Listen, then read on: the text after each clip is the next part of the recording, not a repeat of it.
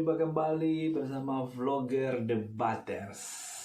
Salam sehat. Jabat gereja besar masuk Islam. Siapakah sebenarnya nenek ini? Benarkah nenek ini pejabat besar di gereja? Tonton sampai selesai karena endingnya bikin ngakak so hard. Sahabat vlogger Debaters, berjumpa kembali. Dan apakah betul seorang nenek ini dalam pengakuannya dia seorang pejabat gereja besar yang ada di Surabaya? Dan ya, mari kita simak pengakuan dari nenek ini. Tiap doa kok melihat fotonya Tuhan Yesus itu. Pada suatu saat saya berdoa, ada itu sinar kres gini. Sinar itu bentuk kres. Masa ada Tuhan lahir di kandang? Ya, jadi ini sudah jelas sekali ya sahabat vlogger Debaters. Si nenek ini, dia ini bukan seorang pejabat gereja yang ada di Surabaya yang katanya ini mualaf masuk Kristen ya. Masa seorang pejabat besar gereja yang dia ada di Surabaya yang kemudian tidak tahu kenapa Yesus itu lahir di kandang hewan. Jadi ini yang pertama. Jadi pengakuan si nenek ini tidak dapat dipercayai.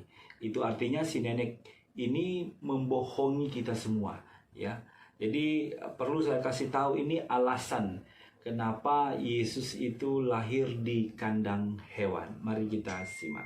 Yesus lahir di kandang domba. Pertama, menggambarkan bahwa manusia itu pemberontak, menolak setia, dan tidak mengasihi Tuhan seperti Adam dan Hawa yang jatuh ke dalam dosa.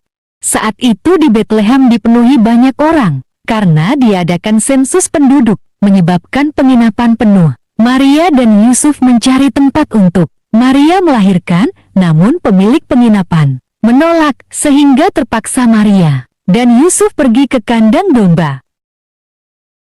Yohanes 1 ayat 11, ia datang kepada milik kepunyaannya, tetapi orang-orang kepunyaannya itu tidak menerimanya.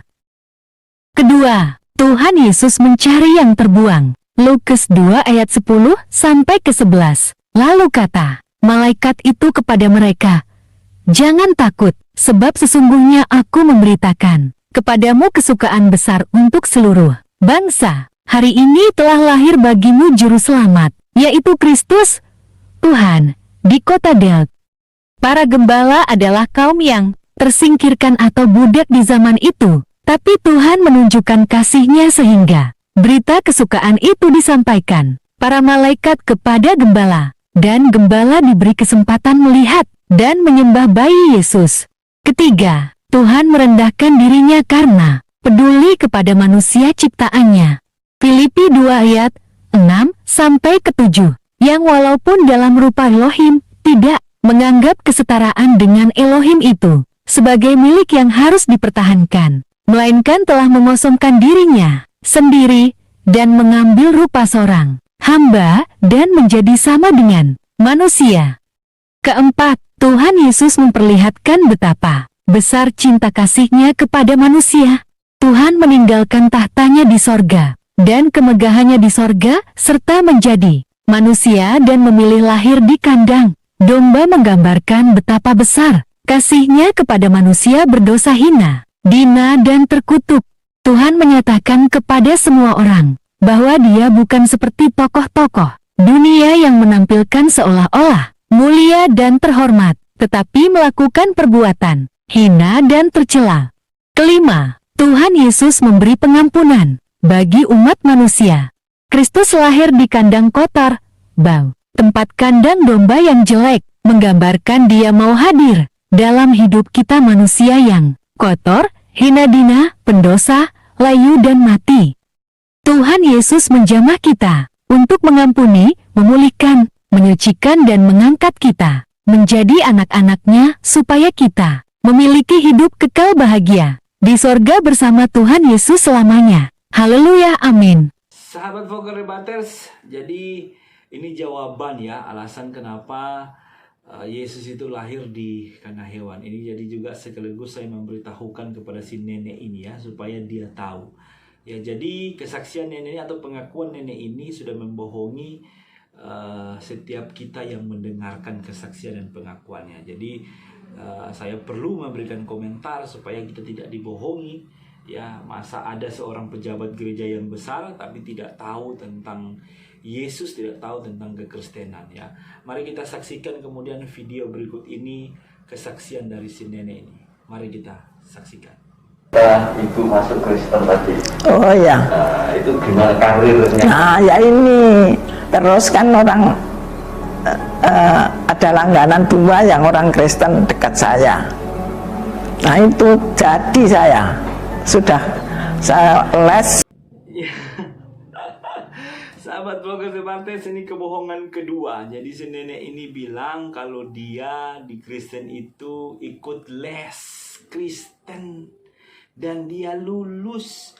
Sejak kapan kekristenan itu ada les dan kemudian diluluskan? Ini kayak sekolah SMP SMA ada les lulus. Aduh, ini apalagi ini kok orang yang wawancarai nenek ini kok ya pasti saya pikir IQ-nya dangkal ya. Karena masa dia percaya dengan apa yang dikatakan si nenek tua ini. Ya, ada les, lulus, ya. Cari dari Sabang sampai Merauke di Indonesia ini tidak ada les Kristen kemudian lulus kayak sekolah-sekolah gitu ya. Jadi ini kebohongan kedua yang disampaikan oleh si nenek tua ini.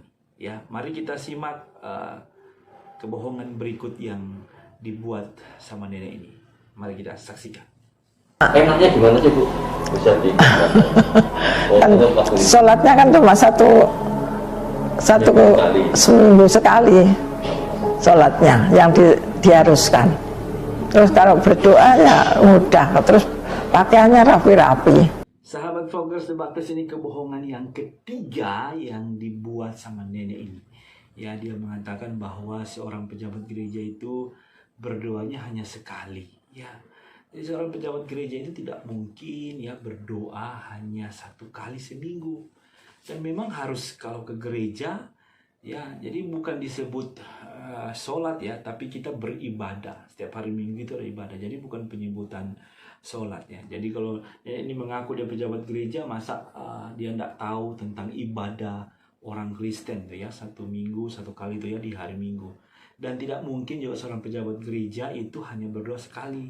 Ya, di persekutuan aja dalam gereja itu ada banyak kita ya, ada komsel-komsel tertentu yang dibuat ya, berkelompok-kelompok dalam persekutuan kecil di dalam gereja itu, dan tidak mungkin berdoanya hanya sekali seorang pejabat gereja besar. Ini penipuan, ini kebohongan yang ketiga yang dibuat sama nenek tua ini. Ya, jadi ini sudah tidak benar ya. Mari kita saksikan video berikutnya. Kerja di gereja Surabaya, gereja besar. Satpamnya aja 6, sopirnya 4, kan termasuk gereja besar. Saya bekerja di situ, kepala rumah tangga. Gaji? Loh, gaji? Berapa Bu gaji? Gaji awal saya tahun itu 300.000. Tahun berapa? Tahun berapa ya itu? 90-an? 90-an? 90-an? Enggak. Atau 80-an? Enggak. 89. Berapa ya, tahun berapa pun? Bukan. 70. Berapa itu? Pada waktu itu 300 itu emas. Sahabat vlogger Debaters, kali ini nenek ini benar-benar dia bohong lagi guys. Ya, jadi nenek ini mengatakan bahwa dia bekerja di salah satu gereja yang ada di Surabaya, gereja besar, dan dia hafal ya. Dia hafal berapa satpamnya, berapa sopirnya yang ada di gereja itu. Dan pengakuan dari nenek ini, dia seorang pekerja. Ya, jadi dia bukan kepala rumah tangga, dan tidak ada istilah dalam gereja itu kepala rumah tangga. Yang ada adalah seorang pekerja gereja. Ya, yang kami sebut itulah kostor. Jadi tidak ada istilah kepala rumah tangga. Kemudian nenek ini juga mengingat berapa gajinya ya. 300.000 ya, dia sampaikan begitu, dan dia tidak tahu, dia lupa mungkin tahunnya, dan yang pasti nenek ini membohongi kita ya. Mari kita saksikan kesaksian berikut dari si nenek yang tukang tipu ini. Kan waktu masuk situ kan saya bilang, saya itu nggak pernah jadi orang bukan nggak pernah jadi orang bukan nggak pernah jadi orang bukan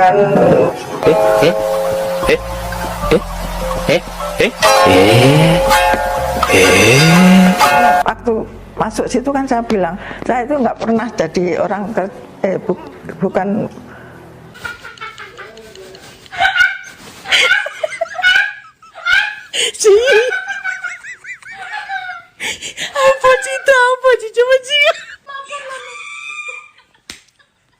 Debaters, jadi si nenek ini bukan Kristen. Iya, betul, dia bukan Kristen, dia Muslim ya, dan dia tidak pernah masuk Kristen ya, jelas. Saya juga pertanyakan guys, kalau si nenek tua ini pernah bekerja, karena dia lupa tahun kerjanya tuh kapan ya. Ya, jadi kesaksian dari awal sampai akhir ini dia membohongi kita semua ya. Tidak ada yang benar dari pengakuannya si nenek ini.